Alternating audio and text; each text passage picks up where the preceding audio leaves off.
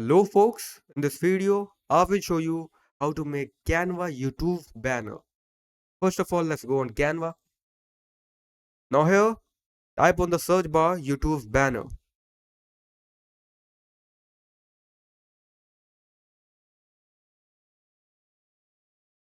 Now as you can see, there are many designs. These are free by the way, but some of them are premium also. So I'm going to select free one.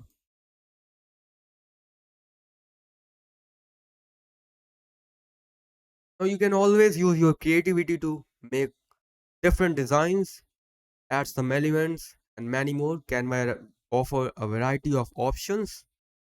I'm going to make it